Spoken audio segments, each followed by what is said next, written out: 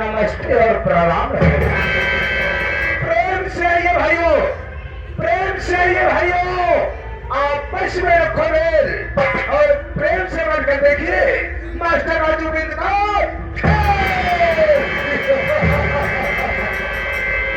जली को राग कहते हैं, जली को राग कहते हैं, पुछी को राग कहते हैं, जली को राग कहते हैं, पुछी को राग कहते हैं। और जो जलकर कभी ना बुझेगा मारी कसम उसे बाबू सिंघानिया सिंह कहते हैं। साथियों, आप लोगों को मालूम नहीं होगा कि मैं कौन हूँ, कह कर रहने वाला हूँ। मेरा नाम देखावेरोज कविता है।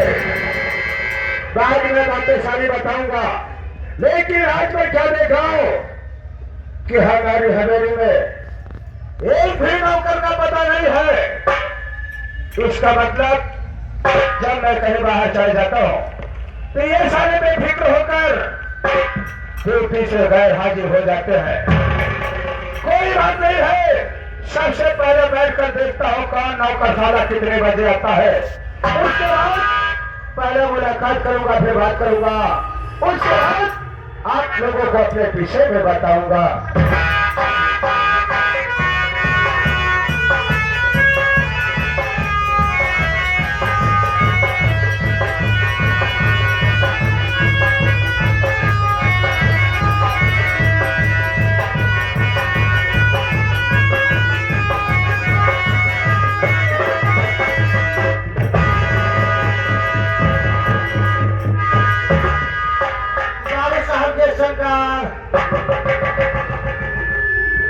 जय शंकर सीताराम, जय शंकर। क्या है सीताराम? बाबू साहब, आज मैं तुझसे कुछ जानना चाहता हूँ। क्या जानना चाहते हैं बाबू साहब? सबसे पहले जिस स्थान पर खड़ा है, स्थान कौन सा है? यह कद्दू कौन है? यह कामय कौन हो गए? बाबू साहब, जिस स्थान पर खड़ा हो ये आपकी हौली है। वाह बेटा सीताराम, बहुत सही, ये हमारी हौली है और तू साले इस हौली का ठेकेदार।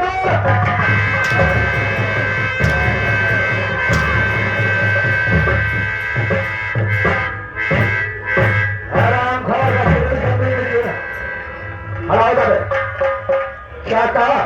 ये हमारी हौली है। हौली का मतलब जानता है? नहीं बाबू साहब। हौली का मतलब शराब का ठेका होता है। ये सारे हमारे शराब का ठेका है।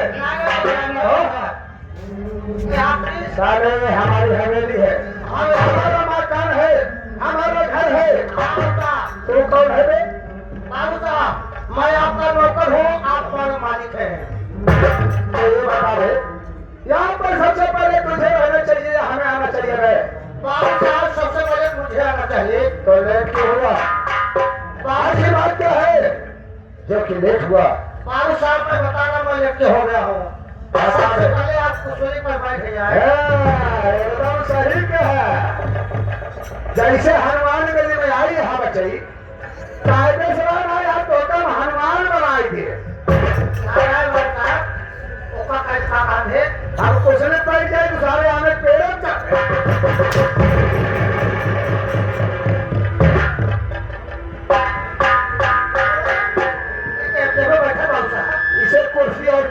कहते हैं। कुर्सी कुर्सी कुर्सी कुर्सी कुर्सी आप जब समय बता रहा मैं बता रहा हूँ बाबू साहब आज जैसे घर से निकले चौराहा पहुंचे वैसे देखा था यहाँ रेला पे रेला यहाँ रेला पे रेला चेहरे देखा ओहरे रेला पे रेला तो सीताराम हमारे ये बात नहीं समझ में आ रही है, ये रेले पे रेला का मतलब क्या है?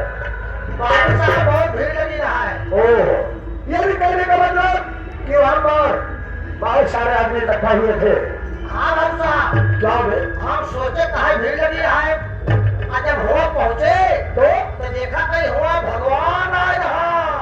क्या भगवान जहाँ पर भीड़ इकट्ठा हुई थी वहां पर भगवान प्रकट हुए थे। हाँ बाबू फिर क्या साहब हुआ रे? जब भगवान आए हैं सब मानता है क्यों कहा हे भगवान हमको अच्छे नंबर से पास कर दिया क्यों कहा हे भगवान हमको बढ़िया बढ़िया नौकरी दे दिया क्यों कहा हे भगवान हमारे एक लड़का ना खिलड़के दे दिया। हम सोचे बाबू साहब कि आइए तो भगवान के दर्शन करने तब जाइए। एक हाथ में ले लो तर पानी एक हाथ में माला भो अंदर बाहर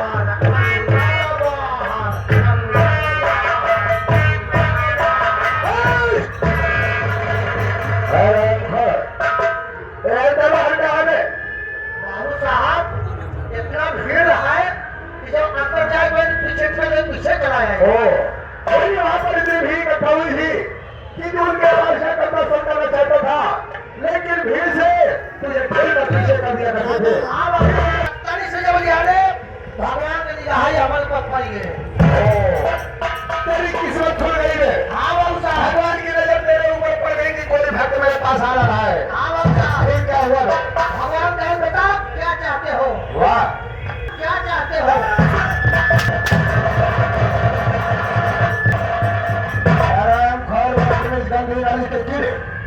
बेटा किसे बोलोगे? बाबू साहब आपको ना भगवान हमको कहते हैं तो ऐसा मेरी तरफ क्यों किया? आपसे कहते हैं बेटा क्या चाहते हो।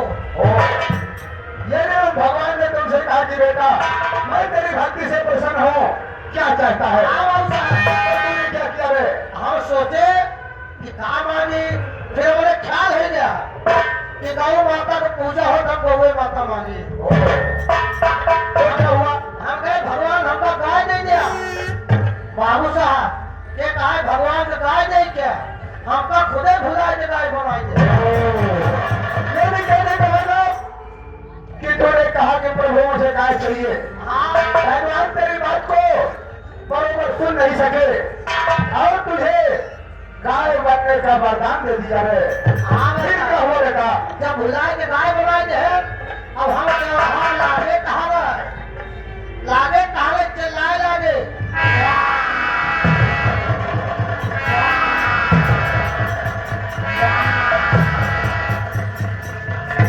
पंडित जी पूजा सुनाए लगता रहा है हमका देखे हुए पीछे हाथ धर दे हम पंडित जी के लागे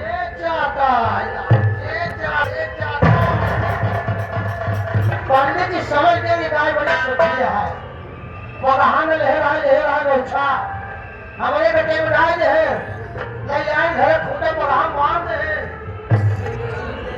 पंडिताए से कहे पंडिताए ये आवा हाथी दूर पीकर गाय बड़ी शुद्धि ले आई है। सही कहलाव है। और आज हमारे हिंदू धर्म में गाय की पूजा की जाती है। हाँ बाबू साहब तो इसका मतलब कौन कैसे बन गया? हाँ बाबू साहब हर दिन मत्थे तक वाले हे बाबू साहब पंडिताई ले हमें हाथी दूर देके हम बनाए फिर चला गए।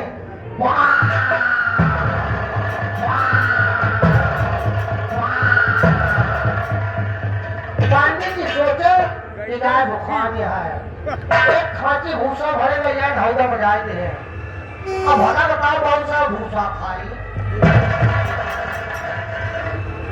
फिर चिल्लाने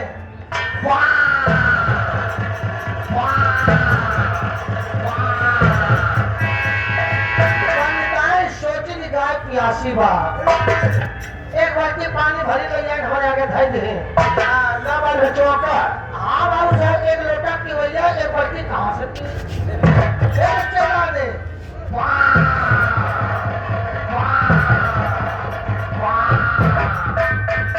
पंडित आए कहना पंडिता, काजल कैसे गाय ले आई यहाँ? न कोई खाए जो पानी के अंदर चला दिया। अगर घोड़े पर जानवर का चारा खाएगा ना पानी पिएगा तो जानवर मृत्यु होता है। अरे चला दिया। पंडित जी सोचेंगे गाय गरमान बोले का कहा और 80 लाठी लेके चल रहे। अब हम सोचते ही हे भगवान कहाँ लेते यहाँ? मेरे चलाने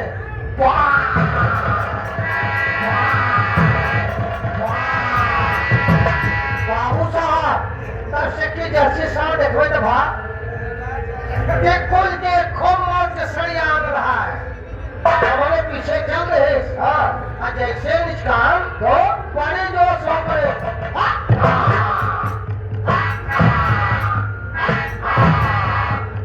पंडित जी हमका देख तुम्हारा पेड़ वाले न्याय दे खड़ा करते हुए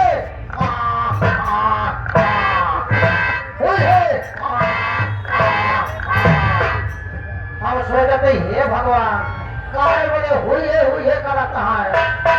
बाबू साहब तब से सरवा हमें लगा पहुंच हमें पूछने लगा शुरू हो तो भा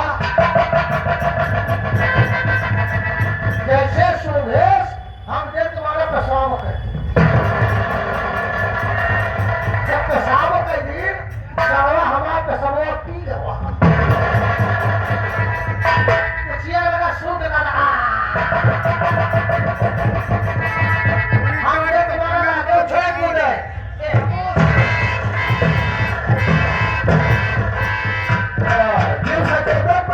हाँ बाबू साहब ने उछले कूदे जाके पंडित जी समझ गए गाय न बच पाए। एहन आए लाठी नहीं आए खबर अगले घोड़े के लगा दे अब बाबू साहब हमारा जो लाभ हार बड़ा है। ये भगवान अब कहाँ हुए? आसमान पूरा साफ दिखा रहा हो। हाँ बाबू साहब तब से सरवती घोड़े ठोके तो भाई रखे करे हमारा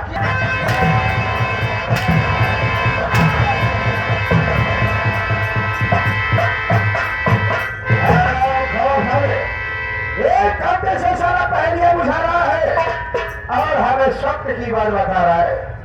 मैं तो सोचा कि हो सकता है हकीकत इसे भगवान का दर्शन किया, भगवान ने इसे वरदान दे दिया हो, लेकिन सारे तो मुझे सपने की बात बता रहा है। ये बता रहे हरम घर तू सारे सो का सपना देखेगा या हमारी हवेली में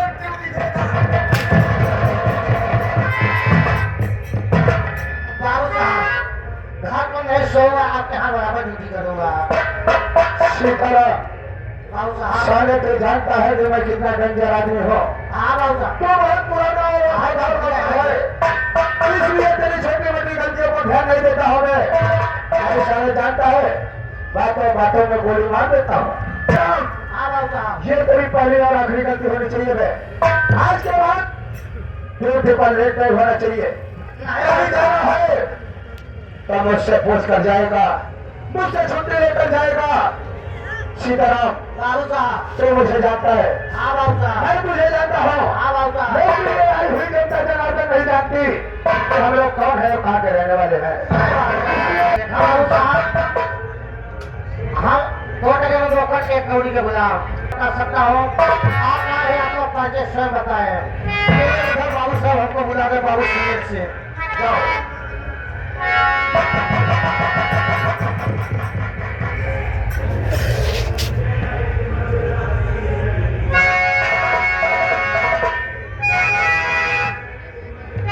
अच्छी बात है सीताराम, जो एक लोग करता है आज थोड़ा कहा दो तरह से आए हुए नौटंकी कला के प्रेमी बुजुर्ग नवयुवक साथी आई हुई माताएं और बहनों तथा नजो, आप लोगों को मैं अपनी संगीत की दुनिया में ले चल रहा हूँ।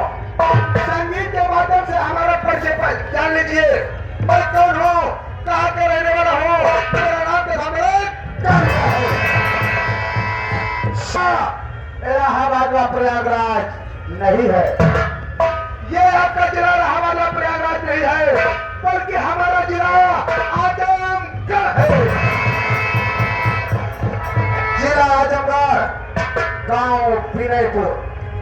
गांव विनयपुर का रहने वाला मेरा नाम जमींदार बाबू सिंघानिया सिंह है। जमींदार बाबू सिंघानिया सिंह है। जमींदार बाबू सिंघानिया हो सिंघानिया है। सिंघानिया हो सिंघानिया है। बिना सिर झुकाता है और बगावत किया जो मुझसे रहा, माई का सामू ससुरा माउट के घर जाता है। अरे उठे जिस पे ये सिंघानिया, उठे जिस पे ये सिंघानिया की नजर, माना की बादल घर घाटा दिल तोहरा खड़ा बदे ये हरवा के बलिया तर फड़ा। अरे बाबू सुन, कहावे भाई ने देखा बाबू साहब हंसी मजाक करे हैं जो उनके साथ में है। कह रहे हैं कि लावण पर छोड़ ही देंगे ये सत्यम एक इलाके वाले इनके मिलने का पता जलालपुर बड़गांव। इनके कर मैं अपने घर में अकेला नहीं, दो प्राणी है, मैं और मुझसे एक बड़ी छोटी बहन है जिसका नाम उर्मिला है। सीताराम तू तो जानता है वो देख लिया। हमारी बहन उर्मिला जब छोटी सी थी, हमारी बहन उर्मिला जब छोटी सी थी, तभी हमारी माँ का स्वर्गवास हो गया। माँ के मर जाने के बाद सारी जिम्मेदारी पिताजी पर आ गई, लेकिन पिताजी मेरे मरने का गम भूल नहीं पाए। माँ के गम में हर समय डूबे रहते थे और एक दिन ऐसा आया कि हमारे पिताजी भी दुनिया को छोड़कर साथियों सारी जिम्मेदारी हमारे पे आ गई। मैंने अपने बहन की परवरिश करना शुरू कर दिया। मैंने अपने बहन को बहन नहीं बल्कि बेटी समझता हूँ। अगर इंटर में पढ़ाई कर रही है और एक बात है मैं सीताराम, हमारी बहन जो है ना वो थोड़ा जिद्दी किस्म की है, क्योंकि उसे मैं इतना प्यार दुला देता हूँ। कमलेश यादव जी, कमलेश यादव जी जो कि बाबू साहब के साथ में बैठे हुए हैं। 11 रुपये हमको दे और 11 रुपये आपको ले लेकर अपने बड़ी दे मैं पहुंचे। यादव जी हमें कुछ देर बाद पैसा पहुंचाएंगे साहब। सीताराम तो जानता है कि हमारी बहन जब किसी बात की जिद कर बैठती है तो फिर अपनी बात मनवाए वो मानती नहीं है। लेकिन आज तुझे एक राज की बात बताऊंगा। राज की बात यह है कि जब मैं कॉलेज में पढ़ाई किया करता था तो जिस कॉलेज में मैं पढ़ता था उसी कॉलेज में एक लड़की पढ़ा करती थी जिसका नाम नंदनी था।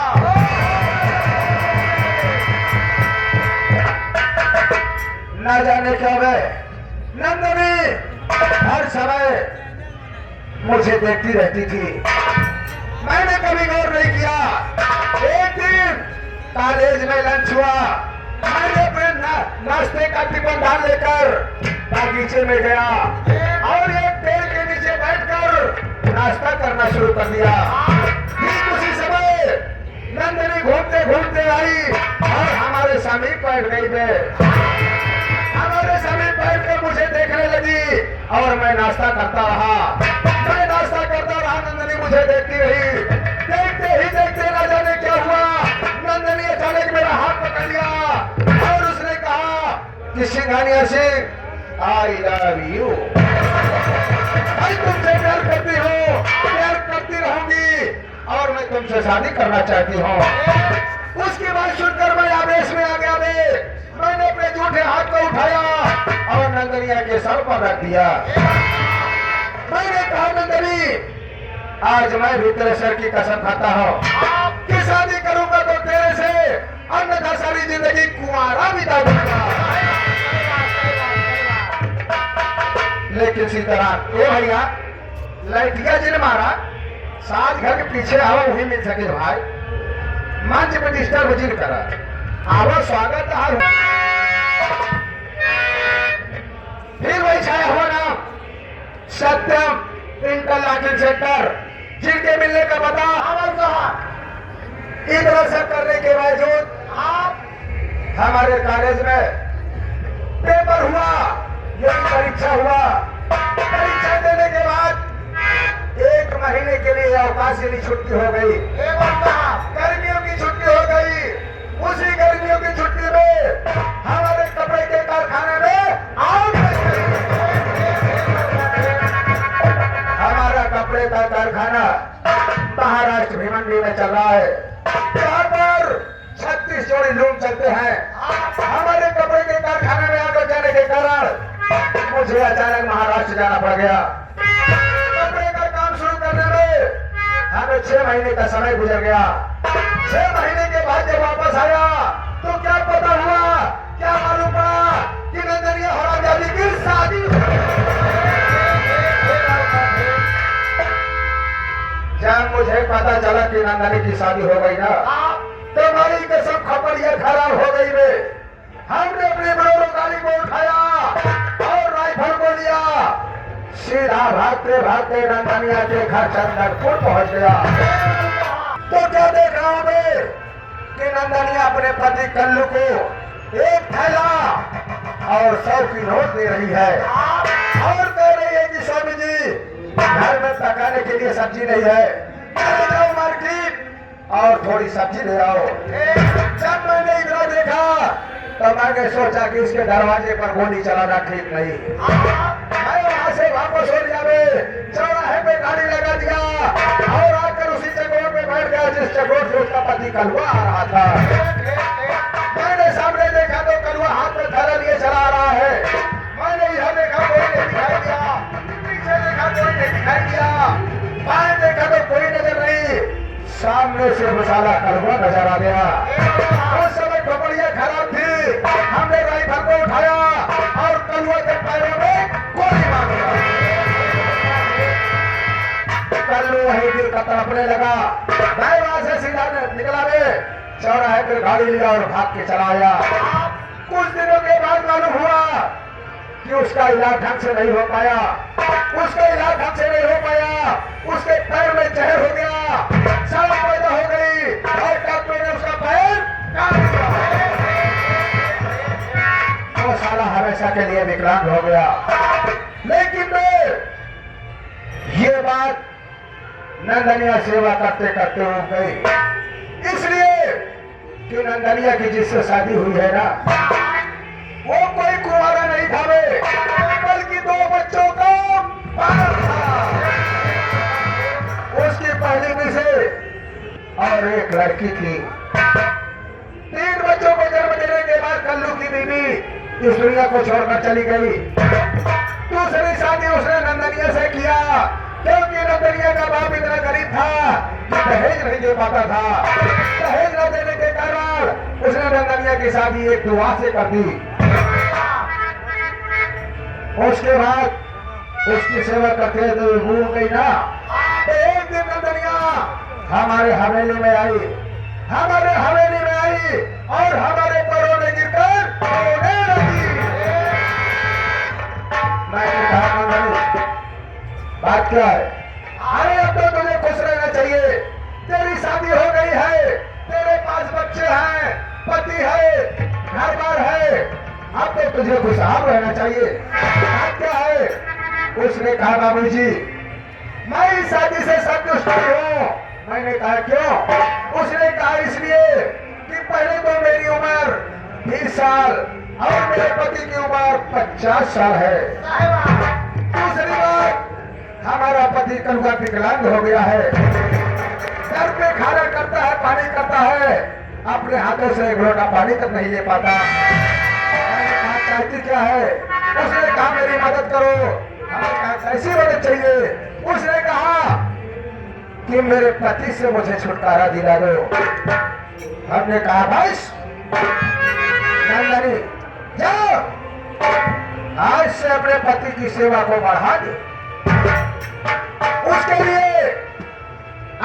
लीटर दूध तेरी पर लगा दे, नहलाओ धुलाओ कपड़ा पहनाओ मालिश करो और शाम को दवा खिलाने के बाद आधा लीटर दूध पिलाओ।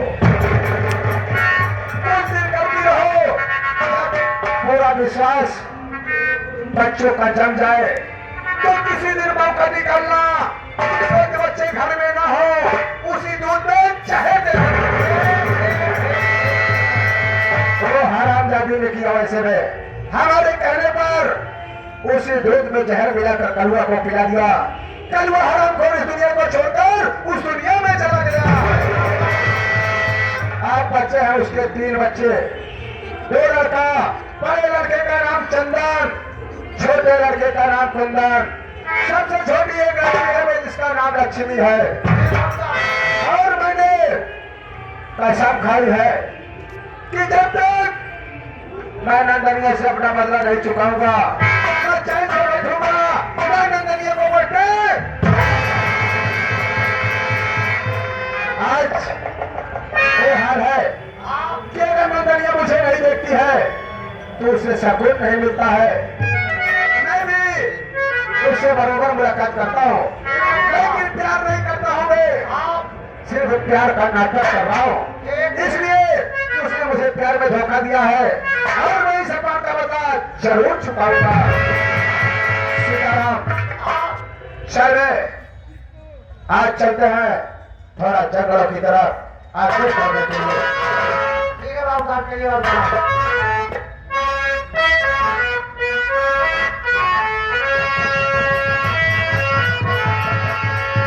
क्या बात है, ये हारमोनियम पर स्वागत कर रहे हमारे गुरुतुल्य दूधराज गौतम जी, जो कि 25-50 वर्ष से चलकर आए हैं और नटकारी पर स्वागत कर रहे हमारे रामजस प्रजापति, जो कि आप दमदम मिझोरा प्रयागराज के रहने वाले हैं। और हमारे ढोलक पर स्वागत कर रहे सूरज भाई, जो कि आप रानीगंज प्रहरा के रहने वाले हैं। और मजीरे पर स्वागत कर रहे ये हमारे होलागढ़ गजी होलागढ़ के रहने वाले हैं, अपने साथ के साथ कैसे आखिर वाले बता रहे हैं।